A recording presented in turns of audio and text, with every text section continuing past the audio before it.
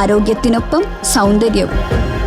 സമഗ്രമായ ആരോഗ്യത്തിന്റെയും സൗന്ദര്യത്തിന്റെയും പുതിയ തുടക്കത്തിനായി മട്ടാഞ്ചേരിയിൽ സ്ഥിതി ചെയ്യുന്ന ആയുർസ്പർശ് ആയുർവേദ ഹോസ്പിറ്റൽ നിങ്ങളേവരെയും സ്വാഗതം ചെയ്യുന്നു. വടക്കേക്കര സർവീസ് സഹകരണ ബാങ്ക് വിദ്യാഭ്യാസ അവാർഡുകൾ വിതരണം ചെയ്തു. വടക്കേക്കര സർവീസ് സഹകരണ ബാങ്കിന്റെ നേതൃത്വത്തിൽ ബാങ്ക് അംഗങ്ങളുടെ മക്കളിൽ നിന്ന് ഉന്നത വിജയം കരസ്ഥമാക്കിയ വിദ്യാർത്ഥികൾക്കുള്ള ക്യാഷ് അവാർഡ് വിതരണം നടന്നു. കെ ഉണ്ണികൃഷ്ണൻ MLA ഉദ്ഘാടനം ചെയ്തു.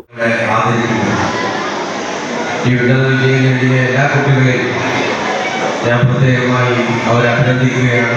അഭിനന്ദനത്തിൻ്റെ ആയിരമായിരം പൂച്ചെണ്ടുകൾ അർപ്പിക്കുകയാണ്. അവരുൾപ്പെടെ ഇവിടെ മറ്റ് ക്യാഷ് അവാർഡെല്ലാം അവാർഡെല്ലാം ഏറ്റുവാങ്ങുന്ന കുട്ടികൾ ഉൾപ്പെടെ വിദ്യാഭ്യാസത്തിൻ്റെ വിശാലമായ മേഖലകളിലേക്ക് പറന്നുയരാൻ അവർക്ക് എല്ലാ വിധത്തിലുള്ള അവസരങ്ങൾ ഉണ്ടാകട്ടെ. അതിന് തീർച്ചയായും ഒരു പ്രചോദനമായി നമ്മുടെ ഈ സായാഹ്നം മാറുമെന്ന് ഞാൻ പ്രതീക്ഷിക്കുന്നു.